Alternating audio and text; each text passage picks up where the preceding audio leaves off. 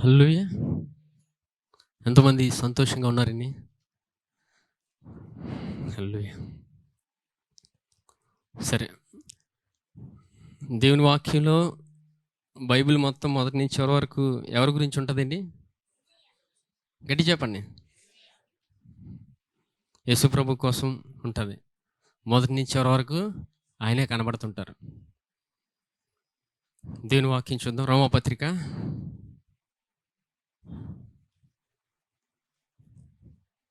5వ అధ్యాయం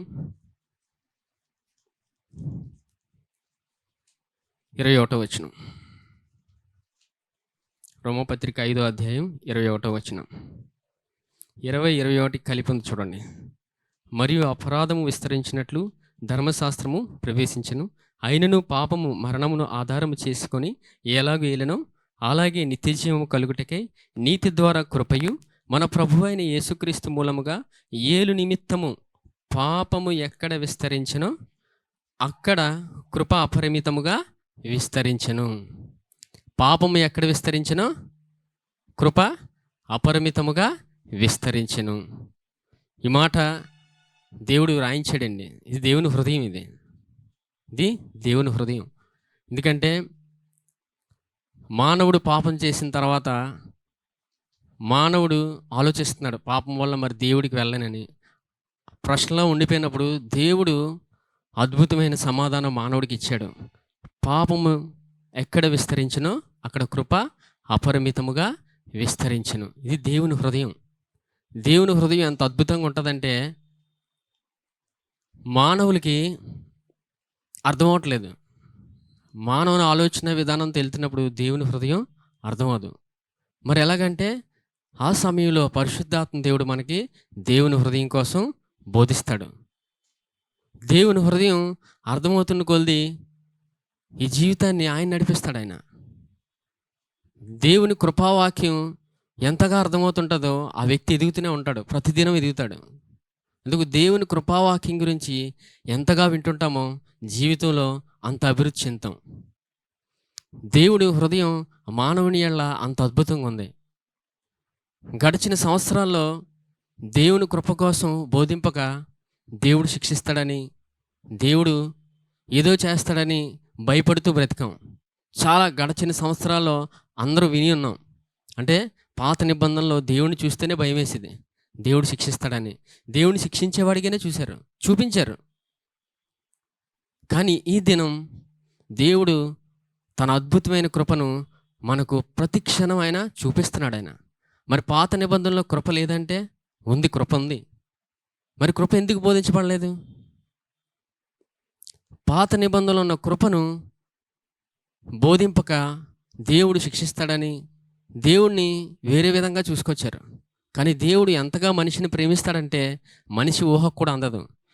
ఈ సమాధానం, దేవుడిచ్చిన సమాధానం, మనిషికి దేవుడిచ్చిన సమాధానం ఎంత గొప్పదంటే మానవునికి అర్థం అవట్లేదు. పాపం ఎక్కడ విస్తరిస్తునో కృప అపరిమితముగా విస్తరించును. ఆ కృపను గురించి ఈ దినం పాత నిబంధనలో చూద్దాం. ఒక గడిచిన సంవత్సరాల్లో పాత నిబంధనలో దేవుడు శిక్షించేస్తాడని దేవునికి భయపడితే వెళ్ళేవారు. పాత నిబంధన ఓపెన్ చేయాలంటే భయపడిపోయేవారు. కానీ ఈ దినం దేవుడు, పరిశుద్ధాత్మ దేవుడు మనకి దేవుని కృపను గురించి, ఆయన హృదయాన్ని గురించి బోధిస్తాడు. ఎందుకంటే ఏ మానవుడు దేవుని హృదయం గురించి బోధింపలేడు, పరిశుద్ధాత్మ దేవుడు మాత్రమే బోధింపగలడు. నెహెమ్యా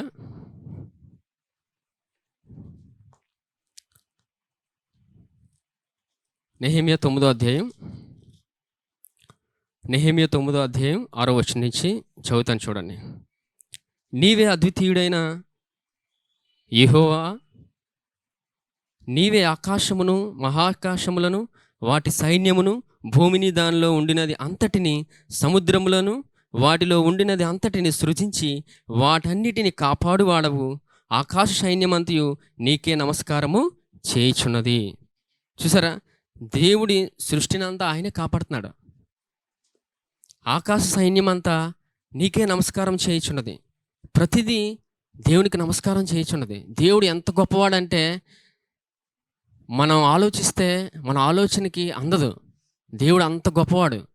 మనం సొంతంగా ఎంత దేవుని హృదయం గురించి తెలుసుకుందాం, దేవుని కొందాం, అది జరగని పని. అందుకే దేవుడు పరిశుద్ధాత్మ దేవుడిని ఇచ్చాడు. పరిశుద్ధాత్మ దేవుడు మనకు ప్రతి క్షణం ఆయన బోధిస్తాడు, ఆయన దేవుని గురించి వివరిస్తాడు ఆయన. సరే, 7వ వచనం చూడండి.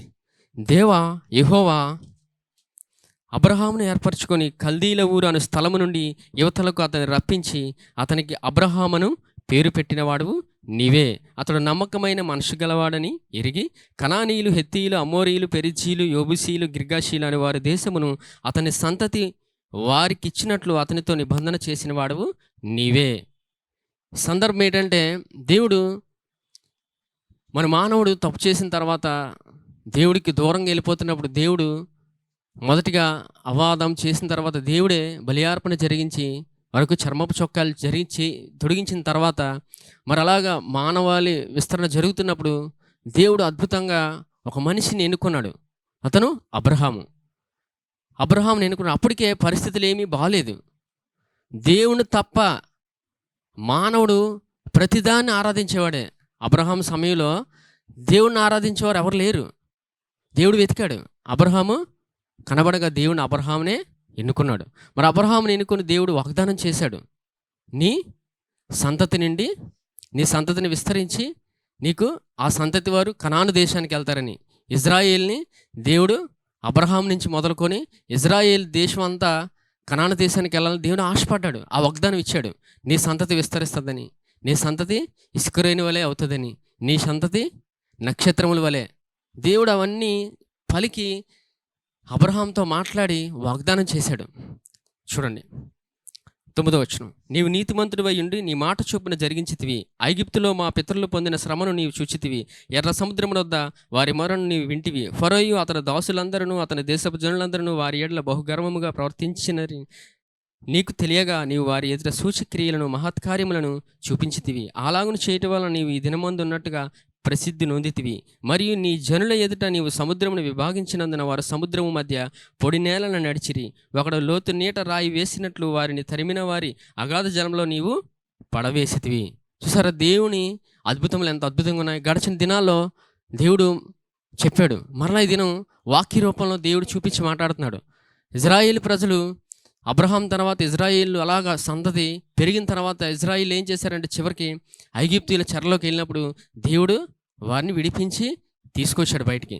తీసుకొచ్చిన తర్వాత దేవుడు అనేక అద్భుతములు చేశారు వారి ఎదుట. ఎర్ర సముద్రమును చీల్చివేశాడు ఆయన. ఎర్ర సముద్రమును 2 పాయలుగా చేసి పొడి నేలపై ఆయన నడిపించాడు.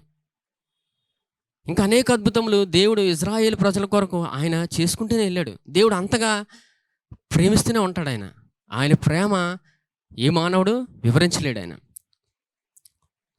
11వ వచనం 12వ వచనం. ఇదియుగాక పగటి కాలమందు మేఘస్తంభములో ఉండిన వాడవును, రాత్రి కాలమందు వారు వెళ్ళవలసిన మార్గమును వెలిగించుటకై అగ్నిస్తంభములో ఉండిన వాడవును అయ్యుండి వారిని తోడుకొని పోతివి. సీనాయి పర్వతం మీదకి దిగి వచ్చి ఆకాశం నుండి వారితో మాట్లాడి వారికి నీతియుక్తమైన విధులను, సత్యమైన ఆజ్ఞలను, మేలుకరములైన కట్టడలను, దర్శములను నీవు దయచేసితివి. ఈ సందర్భం ఏంటంటే ఇంక చివరికి దేవుడు చేసిన అద్భుతముల గురించి ఇక్కడ వివరించబడుతుంది. అలాగా అంటే దేవుడు చేసిన అద్భుతములు, ఇజ్రాయేలు ఎదుట ఎన్నో అద్భుతాలు చేశాడు దేవుడు. మనిషి ఊహకు కూడా అందదు అన్ని అద్భుతములు. మన్నానిచ్చాడు ఆయన. చివరికి ఇన్ని అద్భుతములు చూసిన ఇజ్రాయేలు ప్రజలు ఎంత గొప్ప కృపను మర్చిపోయి చివరికి ఎలా ప్రవర్తిస్తారో చూడండి. 16వ వచనం. అంటే ఒకటి చూడండి, అంటే దేవుడు ఐగుప్తు చెరలో ఉన్న ఇజ్రాయేల్ ప్రజలకు వాగ్దానం ఇచ్చాడు కనాను దేశానికి. అంటే ఐగుప్తు నుంచి విడిపించబడిన తర్వాత దేవుడు కనాను దేశానికి వారు వెళ్ళిన మార్గంలో, అంటే దేవుడు ఎందుకు అద్భుతములు చేశాడంటే తర్వాత వాక్య భాగంలో మీకు చూపిస్తాను నేను. దేవుడు మనకి వివరిస్తాడు.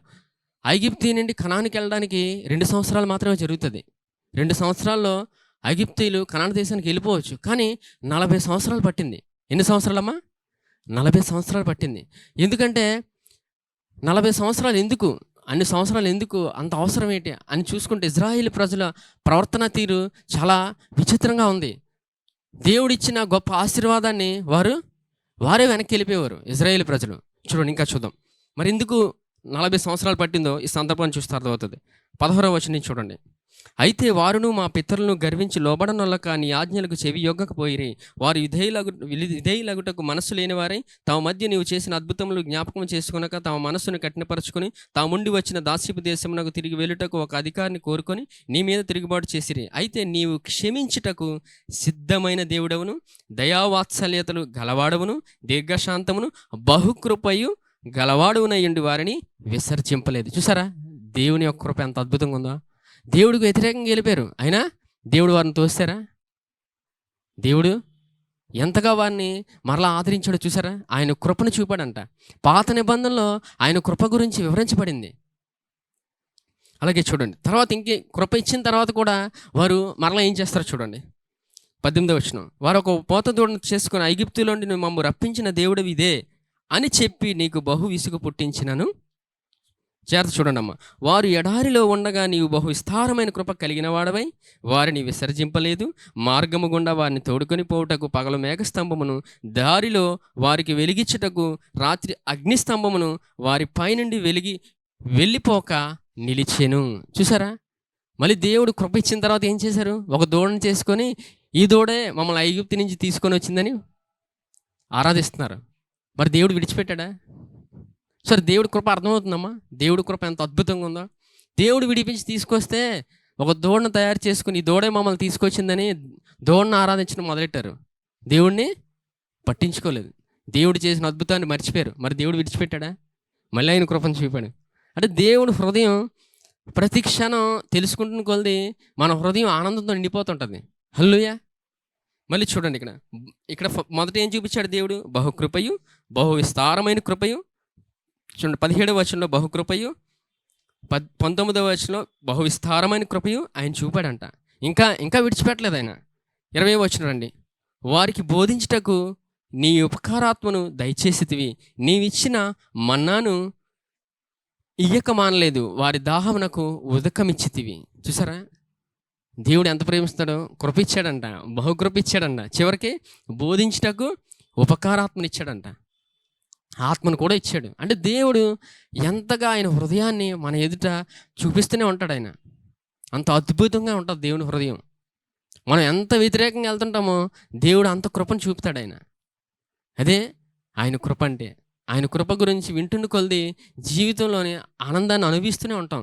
అందుకే ఎక్కువగా కృపను గురించి గడిచిన దినాల్లో దేవుడు మనకు బోధించినప్పుడు దేవుడు వినమని ఎంతగా చెప్పాడంటే ఆయన కృప కోసం వింటుంటే ఇంక జీవితాంతం వినాలని అనిపిస్తుంటుంది. అంత మధురంగా ఉంటాయి ఆయన మాటలు. హల్లెలూయా. ఇంకా చూడండి, 21వ వచనం, నిజముగా అరణ్యంలో ఏమీ తక్కువ కాకుండా 40 సంవత్సరములు వారిని పోషించితివి, వారి వస్త్రములు పాతగిలిపోలేదు, వారి కాళ్ళకు వాపు రాలేదు. చూసారా, 40 సంవత్సరాలు వాళ్ళు నడిచారంట. నడిచిన తర్వాత ఏమైంది? వస్త్రములు పాతగిలిపోలేదు, వాళ్ళ కాళ్ళకు వాపు రాలేదు. ఇప్పుడు 40కే కాళ్ళ వాపు. ఇక 40 సంవత్సరాలు దేవుడిని నడిపిస్తే ఏ వాపు రాలేదు. కానీ మనిషిని కష్టపడి నడుస్తుంటే కాళ్ళవాపు వస్తుంది 40 ఏళ్ళకే. ఇప్పుడు 30 ఏళ్ళకి కూడా మొదలవుతుంది. కానీ 40 ఏళ్ళకి అన్నీ క్లియర్గా స్పష్టంగా కనబడిపోతుంటాయి. కానీ ఇక్కడ దేవుని వాక్యంలో దేవుడు 40 సంవత్సరాలు వారు నడిపించినప్పటికి, 40 సంవత్సరాలు నడిచినప్పటికి కూడా వాళ్ళకి ఏం కాలేదు. మరి 40 సంవత్సరాలు వారే చేసుకున్నారు. ఐగుప్తు నుంచి కనానికి వెళ్ళడానికి 2 సంవత్సరాలే, కానీ 40 ఏళ్ళు పట్టింది. మరి ఎవరు చేసుకున్నారు? వీరే. దేవుడు తీసుకొచ్చాడు ఐగుప్తు నుంచి, కానీ ఒక దూడను చేసుకున్నారు. మళ్ళా దేవుడు కృపనిచ్చాడు, మళ్ళా దేవుడి ద్వారా మళ్ళీ కృపనిచ్చాడు, మళ్ళీ ఎంతగాత ఉపకారాత్మనిచ్చాడు బోధించడానికి. మళ్ళీ దూరం అయిపోయారు. ఇంకే ఇజ్రాయేల్ ప్రజలు దేవుడు కృపేస్తున్నాడు, వాళ్ళే దూరం అయిపోయి అయిపోయే క్రమం ఎంత అయిపోయింది? 40 సంవత్సరాలు పట్టింది. మనం కూడా చూడండి, దేవుడు కృపిస్తుంటాడు, దూరంగా వెళ్ళిపోతాం, మళ్ళీ కృపిస్తాడు, మళ్ళీ దూరంగా వెళ్ళిపోతాం, మళ్ళీ కృపిస్తాడు, మళ్ళీ దూరంగా వెళ్ళిపోతాం. 1 సంవత్సరంలో జరగాల్సింది 10 సంవత్సరాలు అయిపోతుంది. ఆ 10 కలగా 50 సంవత్సరాలకి కృప కనబడుతుంటుంది. వెనక్కి చూస్తే 50 సంవత్సరాలు కనబడతాయి. అంటే దేవుడికి మానవుడే దూరంగా వెళ్ళిపోతుంటాడు. దేవుని కృప అంత సమృద్ధిగా మనకి ఇచ్చాడు ఆయన. ఎక్కడ పాపం విస్తరిస్తుందో కృప అపరిమితముగా విస్తరించాలి. అదే దేవుని హృదయం. దేవుని హృదయం అంత అద్భుతంగా ఉంటుంది. దేవుని కృప గురించి వింటుంటే ఇంకా వినాలనిపిస్తుంటుంది. ఈ జీవితంలోని సులువుగా బ్రతకగలం, సులువుగా వెళ్ళగలం, ఆయన అభిషేకాన్ని పొందుకొని ముందుకు వెళ్ళిపోగలం. ఆయన మనల్ని నడిపించుకుంటాడు. ఏ మానవుడు నడిపించాల్సిన అవసరం లేదు భూమి మీద. ఆయన నడిపిస్తాడు. ఆయన చెప్తాడు ఎక్కడికెళ్ళాలో. అందుకు పరిశుద్ధాత్మ దేవుడు మన హృదయంలో ఉండి ఆయన ఎప్పుడు ప్రేరేపిస్తూనే ఉంటాడు. దేవుని వాక్యం దగ్గరికి కొన్ని సందర్భాల్లో ఆయన నడిపిస్తున్నప్పుడు వినమని చెప్తుంటాడు ఆయన. పరిశుద్ధాత్మను ముందుకు తీసుకెళ్తాడు. కానీ మనం మళ్ళీ వెనక్కి వచ్చేస్తాం. విన్న వెంటనే కృప పొందుకుంటాం. మళ్ళీ వెనక్కి వచ్చేస్తుంటాం. మళ్ళీ వింటాం. మళ్ళీ కృపను ఇస్తూనే ఉంటాడు ఆయన. మనం ఎంతగా వెళ్తుంటాం దేవుడి దగ్గరికి అంత కృపను పొందుకుంటాం. చూడండి ఇంకేం జరిగిందో. 23వ వచనం. వారి సంతతి ఆకాశ నక్షత్రములంత విస్తారముగా చేసి ప్రవేశించి స్వతంత్రించుకున్నట్లు వారి పితరులకు నీవు వాగ్దానము చేసిన దేశంలోనికి వారిని రప్పింపగా ఆ సంతతి వారు ప్రవేశించి ఆ దేశమును స్వతంత్రించుకొనిరి. నీవు కనానీయులను ఆ దేశవాసులను జయించి తమకు మనస్సు వచ్చినట్లు చేయుటకు వారి రాజులను ఆ దేశజనులను వారి చేతికి అప్పగించితివి. చూడండి, దేవుడే అన్ని విజయాలు ఇక్కడ చేసుకుంటూ వెళ్ళాడు. 40 సంవత్సరాల తర్వాత వారు కనాను దేశానికి వెళ్ళిన తర్వాత అక్కడ ఉన్న యుద్ధాలు అనేకం దేవుడు జయించే కృపనిచ్చాడు. ఆయన యుద్ధాలన్నీ జయించారు. చూడండి, అప్పుడు వారు 25వ వచనం. అప్పుడు వారు ప్రాకారములు గల పట్టణములు ఫలవంతమైన భూమిని స్వాధీనపరచుకొని సకలమైన పదార్థములతో నిండి ఉన్న ఇండ్లను త్రవ్విన బావులను ద్రాక్ష తోటలను ఒలివ తోటలను బహు విస్తారముగా ఫలించి చెట్లను వశపరచుకొనిరి. అలాగున వారు తిని తృప్తి పొంది మదించి నీ మహోపకారములను బట్టి బహుగా సంతోషించిరి. సరే, దేవుని బట్టి సంతోషించారు. అయినను 26వ వచనం. అయినను వారు అవిధేయుల నీ మీద తిరుగుబాటు చేసి. ఎవరి మీద తిరగబడ్డారమ్మ? అప్పుడు కనాను దేశం ఇచ్చాడు ఆయన, వెళ్ళిపోయారు. మరలా విజయాలు ఇచ్చాడు, ఎన్నో విజయాలు ఇచ్చాడు ఆయన. వాళ్ళ ఊహ కూడా అందదు. చివరికి మళ్ళీ దేవుడి మీదకి వెళ్ళిపోయారు. మళ్ళీ ఏమంటారు? మీరేం చేయలేదు అనేసారు దేవుడిని. దేవుడి మీద తిరుగుబాటు ఇంకేం కాదు. దేవుడు ఏం చేయలేదు, అన్నీ నేనే చేశాను. ఇశ్రాయేల్ ప్రజలు అలాగే చేసుకొచ్చారు. అన్నీ మేమే చేసుకున్నాం, యుద్ధం కూడా మేమే చేసాం అని వాళ్ళు దేవుడికి తిరుగుబాటు చేశారు. 26వ వచనం. నీ ధర్మశాస్త్రమును లక్ష్య పెట్టకు త్రోసివేసి నీ తట్టు తిరగకవలని తమకు ప్రకటన చేసిన ప్రవక్తలను చంపి నీకు బహుగా విసుగు పుట్టించిరి. అందుచేత నీవు వారిని వారి శత్రువుల చేతికి అప్పగించితివి. ఆ శత్రువులు వారిని బాధింపగా శ్రమకాలమందు వారు నీకు మొరపెట్టినప్పుడు ఆకాశమందు నుండి నీవు ఆలకించు. వారి శత్రువుల చేతిలో నుండి వారిని తప్పించుటకై నీ కృపా సంపత్తిని బట్టి వారికి రక్షకులను దయచేసిది. మళ్ళీ ఇచ్చాడమ్మ దేవుడు, మళ్ళీ కృప ఇచ్చాడు. పాత నిబంధనలో దేవుని హృదయం ఎంత అద్భుతంగా ఉంది. పాత నిబంధనలో దేవుడు కృప ఎంత అద్భుతంగా ఇచ్చాడు ఇశ్రాయేలు ప్రజల ఎదుట. వాళ్ళు ఎంత తిరుగుబాటు చేసినా దేవుడు కృపనిస్తున్నాడు. ఆయన ఎంత తిరుగుబాటు చేసినా కృపనిస్తాడు. మనం వెళ్తున్నప్పుడు దేవుడికి వ్యతిరేకంగా ఆయన కృపనే ఇస్తుంటాడు. కృపావాక్యం వింటున్న కొలది ఇంకా వినాలనిపిస్తుంది. ఎందుకంటే ఆయన కృపను పొందుకున్న వ్యక్తి ఇంకొక సందర్భం వచ్చేటప్పటికి ఇంకా అనుక్షణం ప్రతిక్షణం ఆయన ఎదురుగానే కనబడుతుంటాడు. అందుకే దేవుని వాక్యం పరిశుద్ధాత్మ వినమని చెప్తుంటాడు. దేవుడు కృపను ఎందుకు ఇస్తుంటాడంటే మాటల కృపావాక్యం తీసుకోమని వినమని చెప్తున్నప్పుడు మనం వింటుంటే ఆశీర్వాదం మన జీవితంలో కనబడుతుంటుంది. ఏదైతే కష్టపడుతున్నావు జీవితంలో అది సులువుగా జరుగుతుంది. వీరికి ఎన్ని విజయాలు ఎవరిచ్చారు? ఇశ్రాయేలు ప్రజలకి దేవుడే ఇచ్చాడు. తిరుగుబాటు చేస్తున్నా విజయాన్ని ఇచ్చాడు. దేవుడికి దూరంగా వెళ్ళిపోయినా దేవుడు విజయాన్ని ఇచ్చాడు. చూడండి, ఇక్కడ సందర్భం ఏం జరిగింది చూడండి. మళ్ళీ 27వ వచనం చదువుతాను. అందుచేత నీ వారిని శత్రువుల చేతికి అప్పగించితి. ఆ శత్రువులను వారిని బాధింపగా శ్రమ కాలమందు వారు నీకు మొర్రపెట్టినప్పుడు ఆకాశమందు నీవు ఆలకించి వారి శత్రువుల చేతుల నుండి వారిని తప్పించుటకై నీ కృపా సంపత్తిని బట్టి వారికి రక్షకులను దయచేసితివి. ఏం దయచేశారమ్మ దేవుడు? రక్షకులను దయచేశాడు. ఏ శత్రువు మీదకి రాకుండా మళ్ళీ ఆయనే ప్రొటెక్షన్ ఇచ్చాడు. 28వ వచనం. వారు నెమ్మది పొందిన తరువాత నీ ఎదుట మరల ద్రోహులు కాగా నీవు వారిని వారి శత్రువుల చేతికి అప్పగించితివి. వీరు వారి మీద అధికారం చేసిరి. వారు తిరిగి వచ్చి నీకు మొర్ర పెట్టినప్పుడు ఆకాశమందు నీవు ఆలకించి నీ కృప చొప్పున అనేక మార్లు వారిని విడిపించితివి. ఎన్నిసార్లమ్మా? అనేక మార్లు, లెక్క కూడా లేదు. అన్నిసార్లు దేవుడు తన కృపను ఇస్తూనే ఉన్నాడు. ఆయన అనేక మార్లు మనకు కూడా దేవుడు అనేక మార్లు ఆయన కృపను ఇస్తూనే ఉంటాడు. ఆయన ఎంతగా ఇస్తుంటాడంటే కృప ఒక దినం వచ్చాక ఎంత గొప్ప కృప అని మనమే ఆశ్చర్యపోతాం. ఇంత కృప, ఆ కృపను తీసుకోవడం కూడా కొన్నిసార్లు ఎలా ఉంటుందంటే మనకి ఇంత గొప్ప కృప మాట్లాడడానికి అంత సమయం కూడా ఉండదు, మాట్లాడలేము అంత. చూడండి ఉదాహరణ చెప్తాను. ఏదైనా ఒక ఆశ్చర్యకరమైనది చూసినప్పుడు ఒకసారి అలాగా అయిపోతాం, మాటలు రావు. ఎంతమంది జరిగింది? ప్రతి మనిషికి జరుగుతుంది. మాటలు రావు. అలాగే దేవుడి కృప వస్తున్నప్పుడు మాట్లాడడానికి ఏమి ఉండదు ఇంకా. అంత అద్భుతంగా ఉంటుంది దేవుని కృప. దేవుని కృపను వింటూనే ఉండాలనిపిస్తుంటుంది. అంత మధురంగా ఉంటాయి ఆయన మాటలు. హల్లెలూయా. సరే, ఇప్పుడు ఈ సందర్భాన్ని బట్టి దేవుడు మనకి ఏం నేర్పిస్తుంటాడంటే, ఇక్కడ వారు హృదయాన్ని కఠినపరచుకుంటున్నారు. దేవుడు ఇచ్చిన కృపను వారు వద్దనుకుంటున్నారు, కఠినపరచుకొని వారే దేవుడికి దూరంగా వెళ్ళిపోతున్నారు. దేవుడు వస్తున్నప్పటికీ హృదయాన్ని కఠినపరచుకుంటున్నారు. హృదయాన్ని కఠినపరుచుకుంటే మరలా మనమే దేవుడికి దూరంగా వెళ్ళిపోయి బాధ అనిపిస్తాం. మరలా దేవుడికి మొరపెట్టక మళ్ళీ వస్తాడు ఆయన. మన జీవితంలో కూడా జరుగుతుంటుంది ఇది. మన హృదయం కఠినపరుచుకొని దేవుడికి దూరంగా వెళ్తున్నప్పుడు ఆయన కృపను ఇస్తాడు. ఆయన కృప ఇస్తున్నప్పుడు ఆయన అంటే ఇది పాత నిబంధన. ఇప్పుడు ఇంకా మనం అద్భుతమైన జీవితంలో ఉన్నాం. ఇది పాత నిబంధనలోనే దేవుడు ఎంత కృప చూపినప్పుడు మనం క్రొత్త నిబంధన వారసులం. మరి ఇంకెంత అద్భుతమైన కృప ఉంది. అది వాక్యంలో చూస్తే మనం ఎంత దీవించబడిన వారమో, ఎంత ధన్యులో అర్థమవుతుంది. సరే, ఈ సందర్భం గురించి దావీదు కూడా తన కీర్తనలో, దేవుడు రాయించిన కీర్తనలో రాయించాడు. చూడండి, 106వ కీర్తన 106వ కీర్తన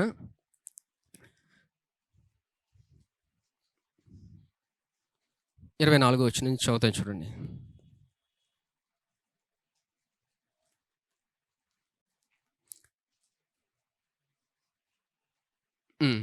29వ వచనం నుంచి అమ్మ. వారు తమ క్రియల చేత 106:29 వచనం. వారు తమ క్రియల చేత ఆయనకు కోపం పుట్టింపగా వారిలో తెగులు రేగెను. ఫినెహాసు లేచి పరిహారం చేయగా ఆ తెగులు ఆగిపోయెను.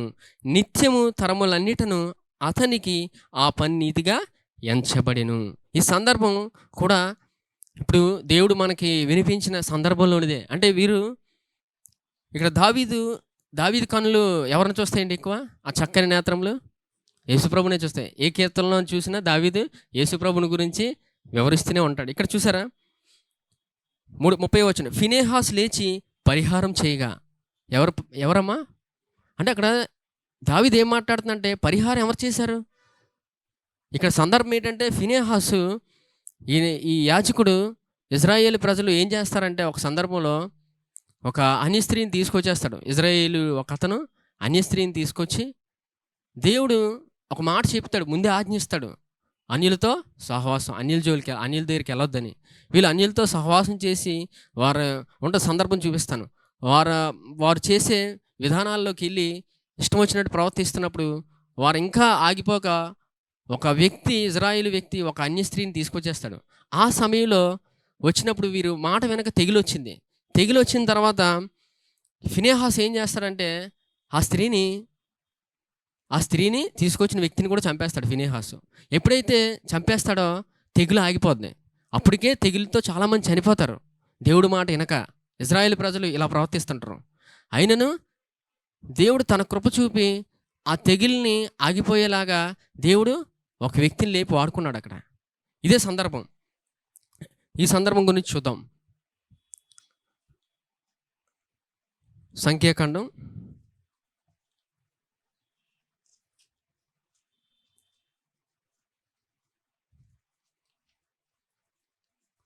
25వ వచనం, 25వ అధ్యాయం. సంఖ్యాకాండం 25వ అధ్యాయం చూడండి.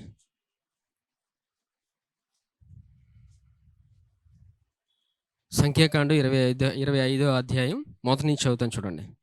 ఇజ్రాయేలీలు సిత్తీములో దిగియుండగా ప్రజలు మోయాబురాండతో వ్యభిచారము చేయసాగిరి. ఆ స్త్రీలు తమ దేవతల బలులకు ప్రజలను పిలువగా వీరు భోజనము చేసి వారి దేవతలకు నమస్కరించిరి.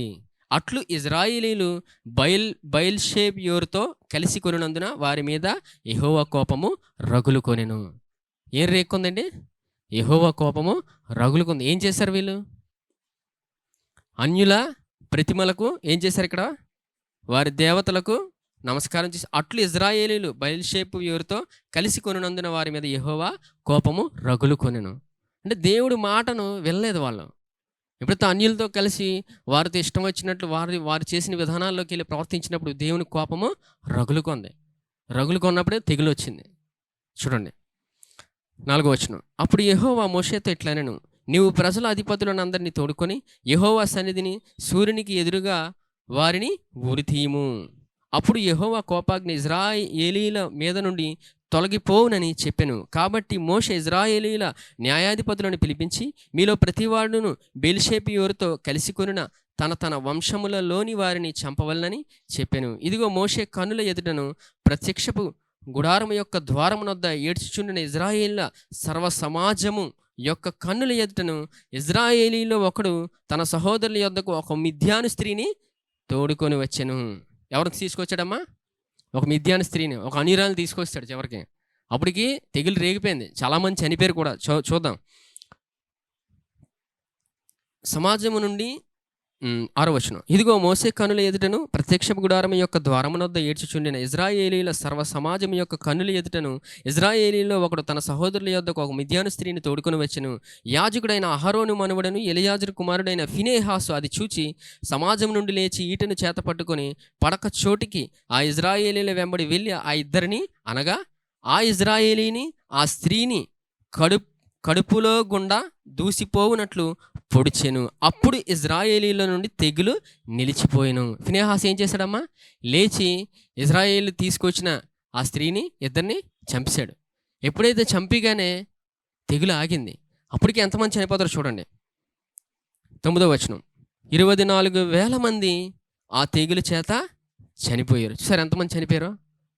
అలాంటి తెగుల నుంచి దేవుడు ఒక వ్యక్తిని లేపి వాడుకొని ఆ ప్రజల్ని రక్షించాడు దేవుడు. అంటే ఆ పాత నిబంధనలు ఏంటంటే దేవుని ఆజ్ఞను మీరినప్పుడు వాళ్ళకు తెగులు వస్తుండేది. తెగులు వచ్చినప్పుడు మరలా తెగులు రాగానే మధ్యవర్తులు వచ్చి మళ్ళీ దేవుడు వాడుకొని వారిని రక్షించేవాడు. దేవుడి విధానం అంటే పాత నిబంధనలు. అప్పుడు దేవుడు ఇక్కడ చూడండి, దేవుడు పనిచేసే విధానం జాగ్రత్తగా గమనించండి. 10వ వచనం. అప్పుడు యెహోవా మోషేకు ఇలాగు ఆజ్ఞ ఇచ్చెను, యాజకుడైన అహరోను మనుషుడును ఎలియాజు కుమారుడైన ఫినెహాసు వారి మధ్యన నేను ఓర్వలేని దానిని, తాను ఓర్వలేకపోవటం వలన ఇజ్రాయేలుల మీద నుండి నా కోపం మళ్లించెను గనుక నేను ఓర్వలేక యుండియు ఇజ్రాయేలును నశింపజేయలేదు. కాబట్టి నీవు అతనితో ఇట్లనుము, అతనితో నేను నా సమాధాన నిబంధన చేయుచున్నాను. ఎవరితో అమ్మా?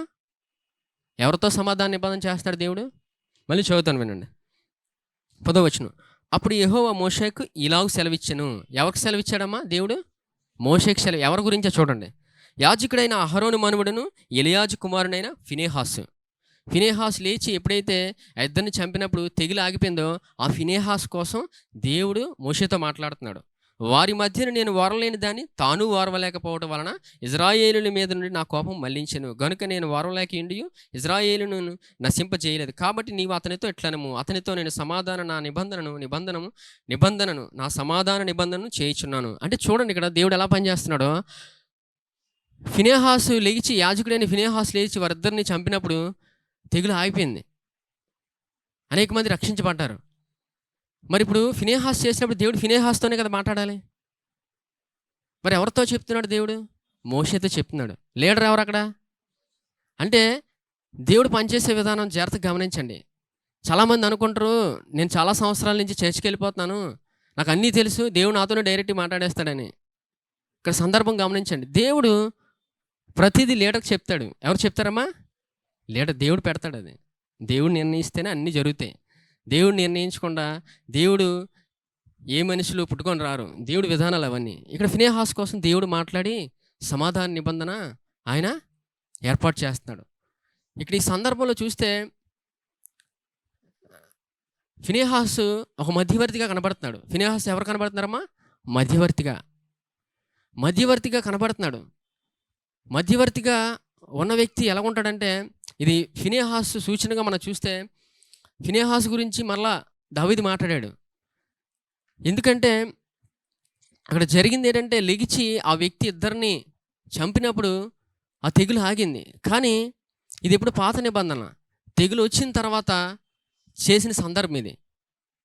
కానీ కొత్త నిబంధనగా వచ్చినప్పుడు దేవుడు అద్భుతంగా తన కృపను చూపాడు. తెగులు వచ్చిన తర్వాత మధ్యవర్తిగా వచ్చేవారు పాత నిబంధనలో. కొత్త నిబంధనలో ఏ తెగులు రాకుండా మధ్యవర్తిగా ఆయన నిలబడ్డాడు. హల్లెలూయా! గట్టి చెప్పండి అమ్మా, హల్లెలూయా! ఆయన నిలబడ్డాడు. పాత నిబంధన తెగులు వచ్చిన తర్వాత నిలబడేవారు. కొత్త నిబంధనలో అసలు రాకుండా ఆయన నిలబడ్డాడు. ఇంకెప్పటికీ ఏ శాపం, ఏ తెగులు ఏం లేవు. ఇంత గొప్ప కృపను ఆయన మనకిచ్చాడు ఈ దినం. అందుకు దేవుని విధానాల్లో వెళ్తున్నప్పుడు దేవుని యొక్క కృప అర్థమవుతుంటుంది.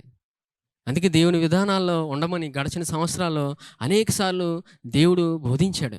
వాక్యం వినమని చెప్పారు. దేవుడి విధానాల్లోకి ఎంతగా మనం వెళ్తుంటామో దేవుడు పనిచేసే విధానం మనకు అర్థమవుతుంది. దేవుడి కృప అర్థమవుతుంది.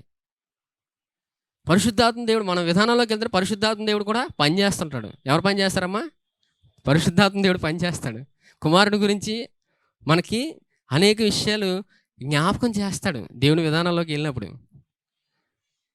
పరిశుద్ధాత్మ దేవుడు కూడా అలాగే పనిచేస్తాడు. మనం అన్నీ చేసుకోగలమంటే పరిశుద్ధాత్మ దేవుడు మౌనంగా ఉంటాడు. హల్లెలూయా.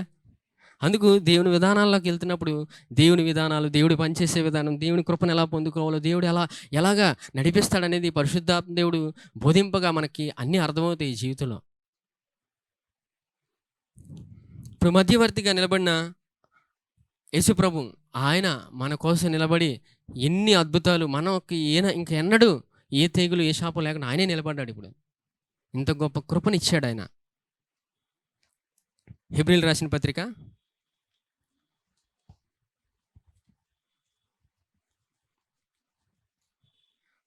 7వ అధ్యాయం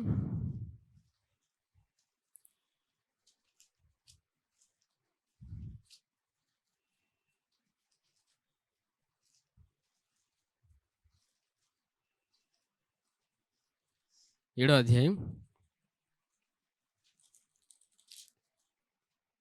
24వ వచనం చూడండి. 7వ అధ్యాయం 24వ వచనం. ఈయన నిరంతరము ఉన్నవాడు గనుక మార్పు లేని యాజకత్వం కలిగిన వాడు ఆయను.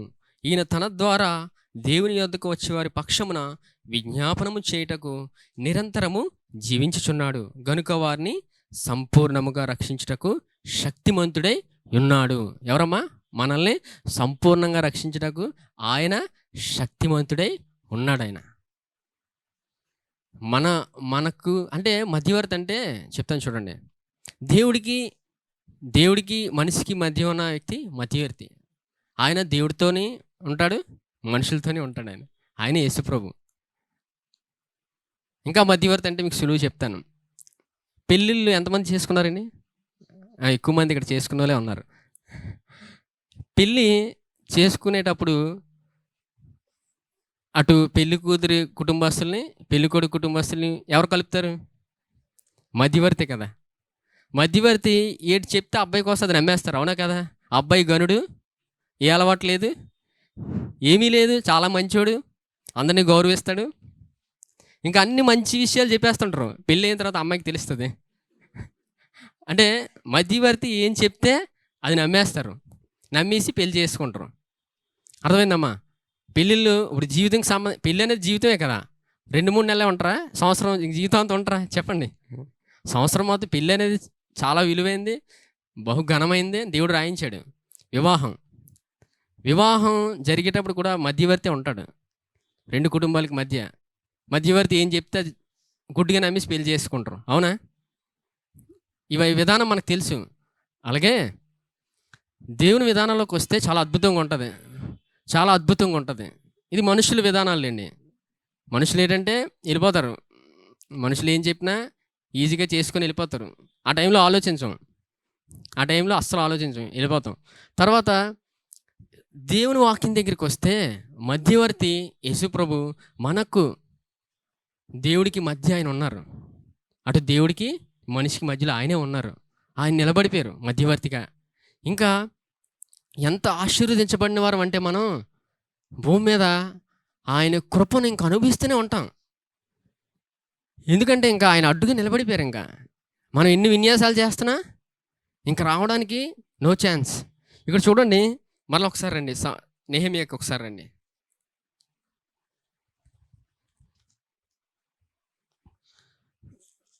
నెహెమ్యా 9వ అధ్యాయం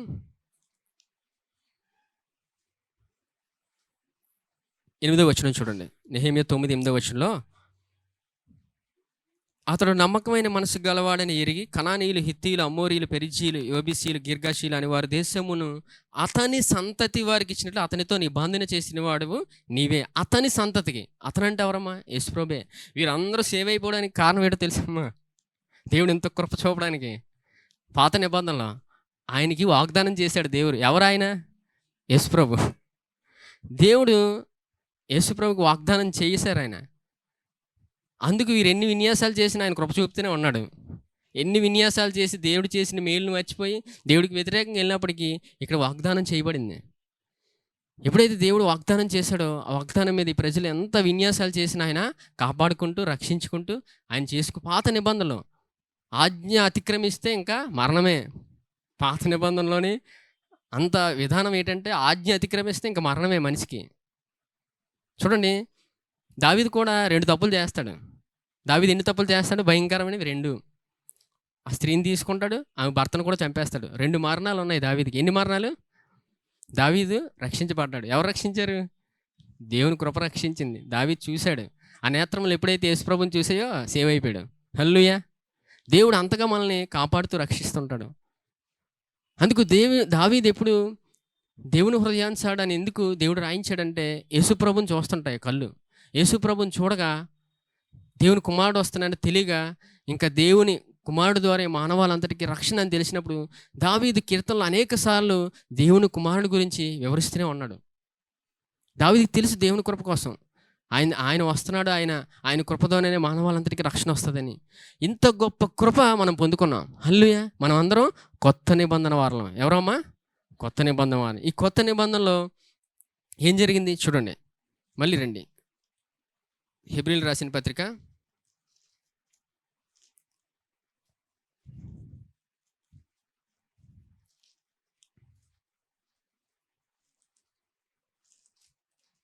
4వ అక్కడికే రండమ్మా.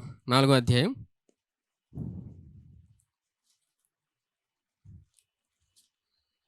క్షమించండి, 7వ అధ్యాయం. హెబ్రీయులకు రాసిన పత్రిక 7వ అధ్యాయం మళ్ళీ చదువుతాను చూడండి. 24వ వచనం. ఈయన నిరంతరం ఉన్నవాడు గనుక మార్పులేని యాజకత్వం కలిగిన వాడు ఆయన. ఈయన తన ద్వారా దేవుని యొద్దకు వచ్చేవారి పక్షమున విజ్ఞాపనం చేయుటకు నిరంతరము జీవించున్నాడు గనుక వారిని సంపూర్ణముగా రక్షించుటకు శక్తిమంతుడై ఉన్నాడు. ఎలాగమ్మా? సంపూర్ణంగా రక్షించడం. పాత నిబంధనలో సంపూర్ణత కృప ఉంది, కానీ సంపూర్ణంగా లేదు. ఎవరి ద్వారా వచ్చిందంటే యేసుప్రభు. ఎందుకంటే యేసుప్రభు పాత నిబంధనలో రాలేదు. సంపూర్ణంగా ఎప్పుడు రాబడింది? కొత్త నిబంధనలో. ఎంత పాత నిబంధనలోనే అంత కృప పొందుకుంటే మరి కొత్త నిబంధనలో సంపూర్ణమైన కృప ఉంది. ఆ కృపను మనం ప్రతిదినము ప్రతి క్షణం పొందుకుంటున్నాం. హల్లెలూయా. ఆయన కృప సత్య సంపూర్ణుడిగా మన మధ్య నివసించును. యోహాను సువార్త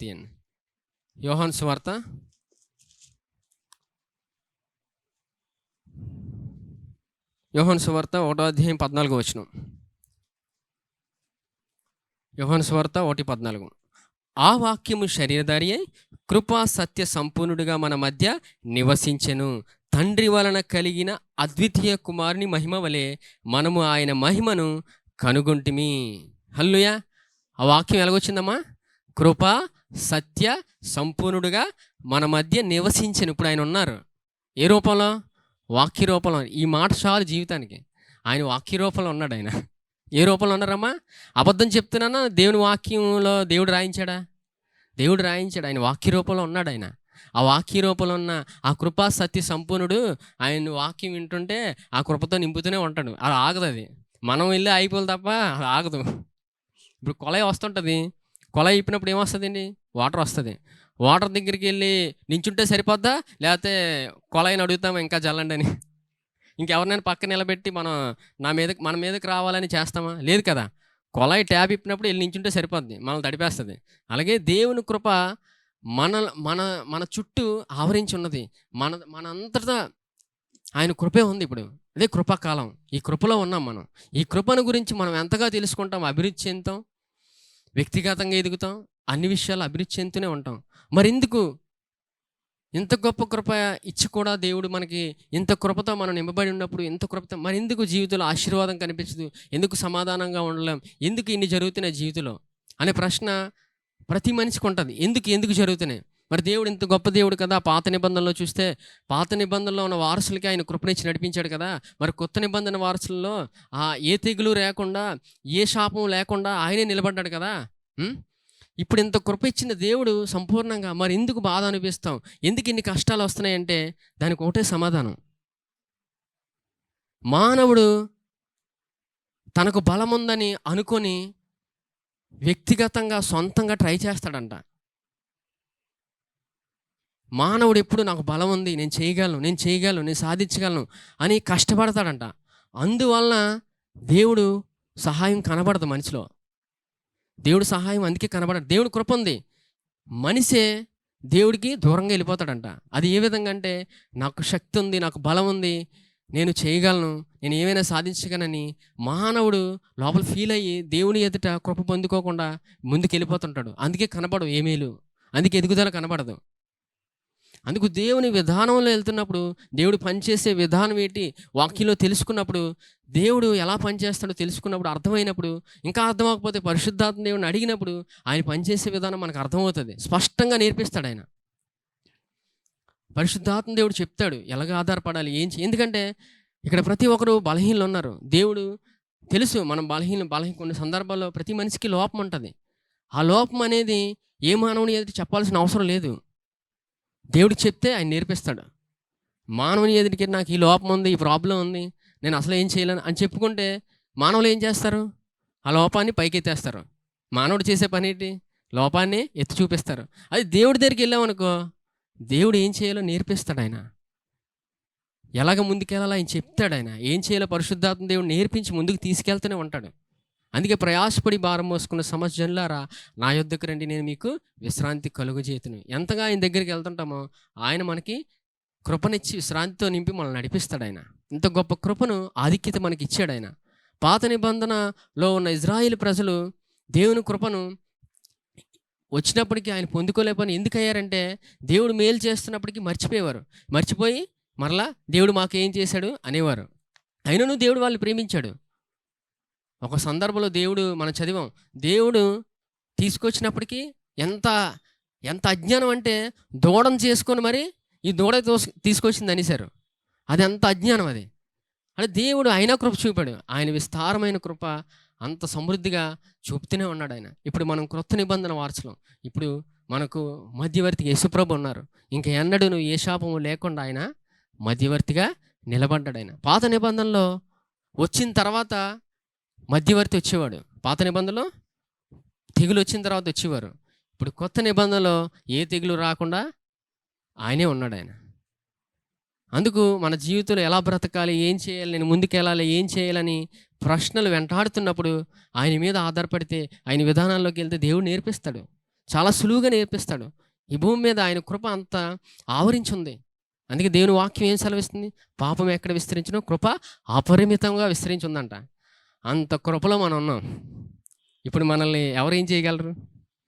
ఆయన దాటి ఎవరైనా మన దగ్గర రాగలరా? కొంతమంది అంటారు, నన్ను ఏదో చిన్న ఆత్మ పీడించేస్తుందండి, చిన్న చిన్న దెయ్యాలు రాత్రిపూట నా మీద పేక తొక్కేస్తున్నాయి. ఎందుకు తొక్కితే అంటే దేవుని కృప తెలియకపోతే ఈ మాటలు వస్తుంటాయి, నన్ను ఎవరో తొక్కేస్తున్నారు రాత్రిపూటలని.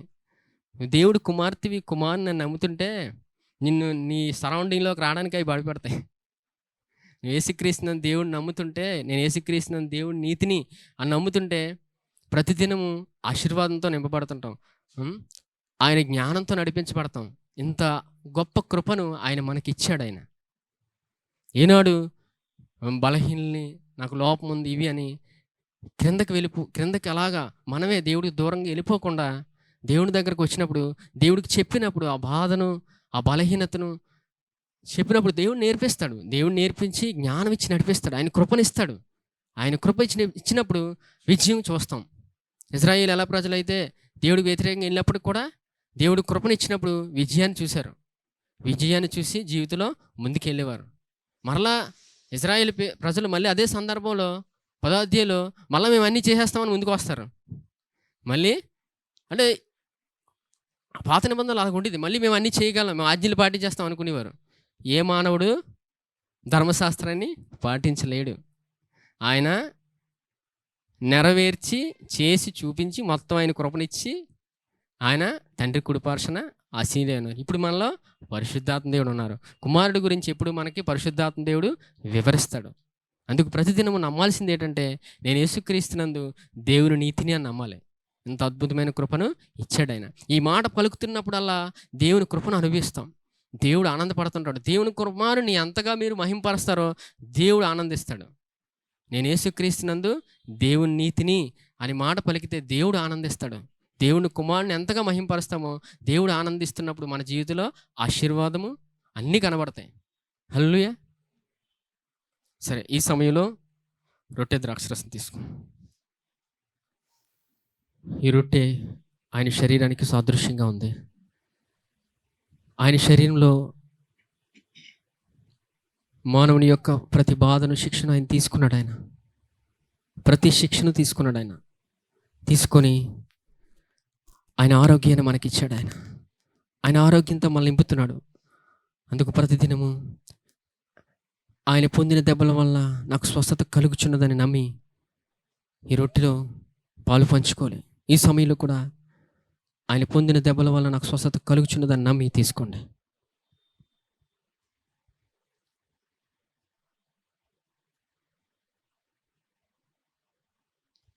ఈ పాత్రలోనిది ఆయన రక్తానికి సాదృశ్యంగా ఉంది. ఆయన శిలువ బలియాగం వల్ల ఆయన నమ్మిన ప్రతి బిడ్డ నీతిమంతుడిగా తీర్చబడ్డాడు. ఆయన నమ్మిన ప్రతి బిడ్డ నీతిమంతుడిగా తీర్చబడ్డాడు. ఇంత గొప్ప కృపను ఆయన ఇచ్చాడు. ఇంకా ఆయనే ఇక శాపము ఎన్నడూ రాకుండా మధ్యవర్తిగా నిలబడ్డాడు. ఆయన మధ్యవర్తిగా నిలబడ్డాడు. ప్రతిదినము నేను యేసుక్రీస్తునందు దేవుని నీతిని అని నమ్మి ప్రతిదినం పాలు పంచుకునే గొప్ప కృపనిచ్చాడు ఆయన. ఈ సమయంలో కూడా నేను యేసుక్రీస్తునందు దేవుని నీతిని నమ్మి తీసుకోండి.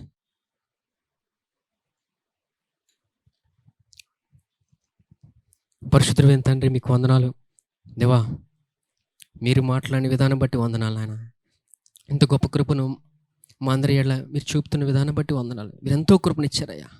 సంపూర్ణమైన కృపను మాకు ఇచ్చావు నాయన. ఇచ్చావు, మీకు వందనాలు దేవ. సమయంలో వీటిని జ్ఞాపకం చేస్తున్నాను నాన్న. దేవారి కుటుంబ విషయాలు, వారి వ్యక్తిగత సమస్తం మీకు తెలుసునేనా. వారు ఇబ్బంది పెడుతున్న ప్రతి పరిస్థితిలో మీ సమాధానం దయచేయండి, మీ కృపను దయచేయండి దేవ. మీ కృపను దయచేయండి. వారి ఉద్యోగ విషయంలో, వారి వ్యాపార విషయంలో మీ కృపను దయచేయండి. మీ వద్దకు వచ్చి నేర్చుకుని ముందుకెళ్ళే కృపను దయచేయండి నాన్న. దయచేయండి మీ కృపతోనైనా నింపి బిడ్డలు నడిపించమని దేవా మీకు వందనాలు చెల్లించుకుని మీరు మాట్లాడిన విధానం బట్టి వందనాలు దేవా. మాకింత సంపూర్ణమైన కృపనిచ్చి మమ్మల్ని నీతిమంతులుగా తీర్చి ప్రతిదినం మమ్మల్ని నడిపిస్తున్న విధానం బట్టి వందనాలు దేవా. మీరేనాయనా ఇక ఏ శాపము లేకుండా ఇంకా రాకుండా మధ్యవర్తిగా నిలబడ్డారు నాయన. ఇంత గొప్ప కృపనిచ్చావయ్యా. ఇంత గొప్ప కృపనిచ్చిన విధానం బట్టి వందనాలు నాయన దేవా. ఎల్లప్పుడు మిమ్మల్ని చూస్తూ మీ వద్దకు వచ్చి నేర్చుకుని ముందుకెళ్ళి గొప్ప కృపలో నడిపించమని, అలాగే వినే సామర్థ్యం, వినగలిగే హృదయం మా అందరికీ దయచేసి నడిపించమని, వీళ్ళందరికీ దయచేయమని దేవా. ఎల్లప్పుడూ నేను యేసుక్రీస్తున్న దేవుని నీతిని మాట నమ్ముతూ మేము మీ నామాన్ని మహింపరుస్తూ ముందుకెళ్ళే గొప్ప కృపలోకి నడిపిస్తూ మీరే మమ్మల్ని వాడుకొని ముందుకు తీసుకెళ్ళమని నజరేయుడైన యేసుక్రీస్తు నామములో అడుగుచున్నాను తండ్రి, ఆమేన్. యెహోవా నిన్ను ఆశీర్వదించి నిన్ను కాపాడును గాక. యెహోవా తన సన్నిధి కాంతి ప్రకాశింపజేసి నిన్ను కరుణించును గాక. యెహోవా తన సన్నిధి కాంతి ఉదయింపజేసి నీకు సమాధానం కలుగజేయును గాక. ఆమేన్.